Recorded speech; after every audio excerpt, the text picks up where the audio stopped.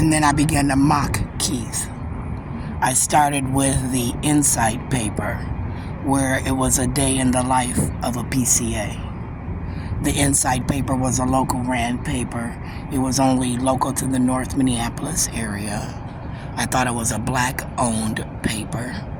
I thought they were free under a community grant that, again, the black community in Minneapolis was not trying to piece together through themselves, the church, the government, enough money to create a paper where they could have community news. Maybe Keith Spike said that Minneapolis said that you don't deserve news because you're black, right?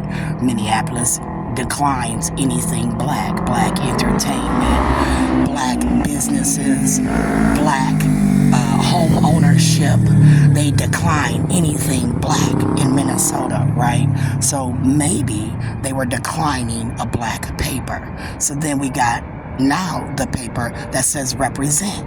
Keith's God over the city of Minneapolis. Represent, right? Now, what year was the paper with a day in the life of a PCA and then Insight with represent? Because those are on my Facebook page, right, Keith? And then we get the one where you're God, right? Now, I don't like to mock you, sir.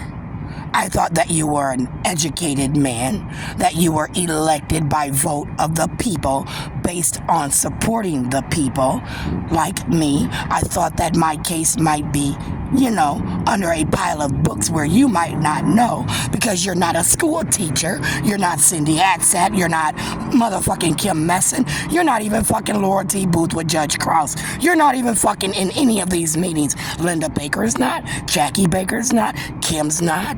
None of these black people are at any of these meetings. Not the ones at Harrison until La Madre. Little bitty light-skinned Santa hat wearing La Madre. Sharon, they didn't tell you didn't have to put Michael in Harrison? They didn't tell you could decline the IEP? No, they did not. Well, you don't have to accept that IEP. Well, fuck it. I'm not accepting it.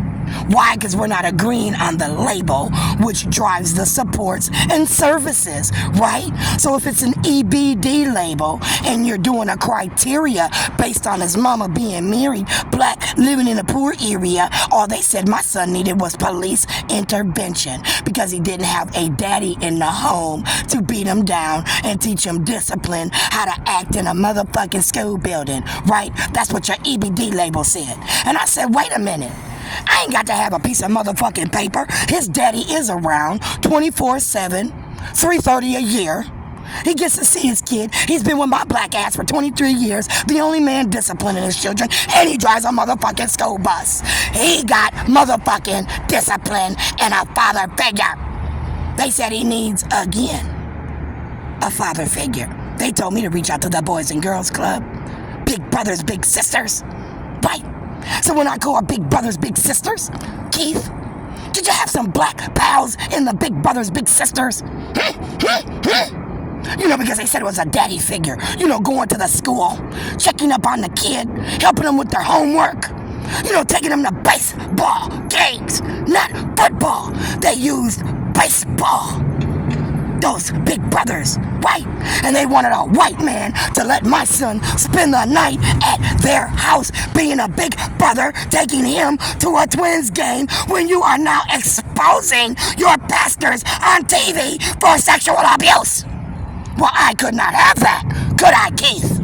Not in my soul. No, because see, his daddy was there.